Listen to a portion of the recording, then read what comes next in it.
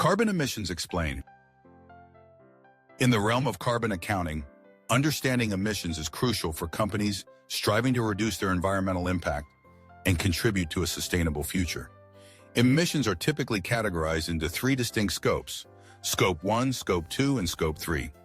Each classification provides a different lens through which to view a company's carbon footprint, allowing for targeted strategies to mitigate climate change. Scope 1 emissions are the most straightforward and refer to direct emissions that come from sources owned or controlled by a company.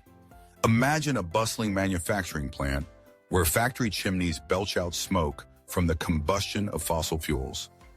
Each plume of smoke represents the direct emissions produced by the company's operations.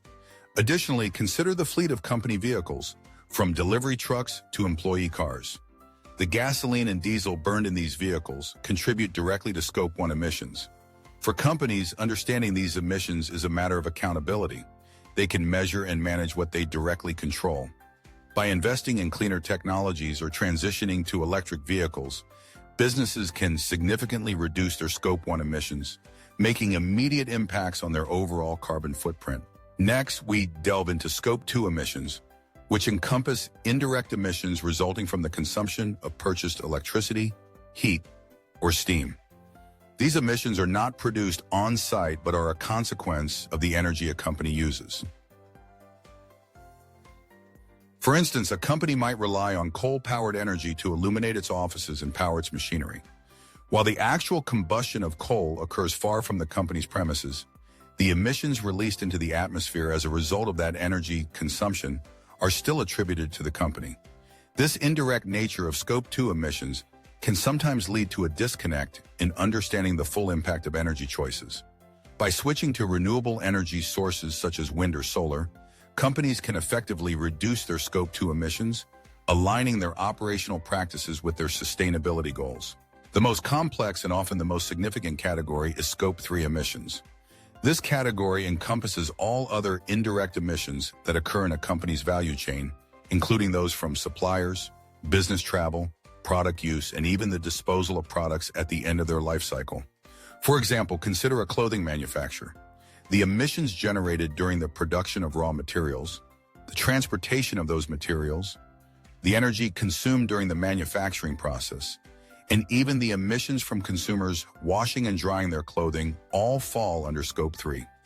This scope is particularly challenging to measure and manage because companies often have limited control over the activities of their suppliers and customers. However, it is essential to recognize that Scope 3 emissions frequently represent the largest portion of a company's total carbon footprint.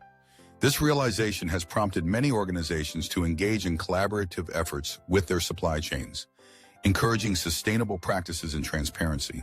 Understanding the distinctions between these three scopes is vital for any company committed to reducing its climate impact. By clearly identifying where emissions originate, businesses can develop targeted strategies to address them effectively. For example, a company might prioritize reducing Scope 1 emissions by upgrading its machinery to more efficient models, while simultaneously working with suppliers to lower Scope 3 emissions through sustainable sourcing. The journey toward understanding and mitigating emissions is not merely a compliance exercise, it is a strategic imperative for organizations seeking to thrive in an increasingly eco-conscious world. As stakeholders, consumers, and regulators demand greater accountability, companies that grasp the nuances of Scope 1, 2, and 3 emissions will be better positioned to lead the way in sustainability. This understanding empowers them to take meaningful actions, innovate, and ultimately contribute to a healthier planet for future generations.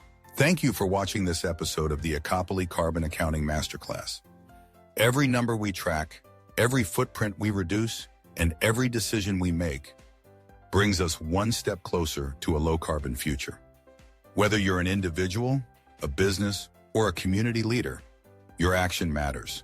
Stay curious, stay committed, and keep building the world we all deserve. Don't forget to like, share, and subscribe for the next step in your sustainability journey. This is Ecopoli, decoding the climate economy, one story at a time.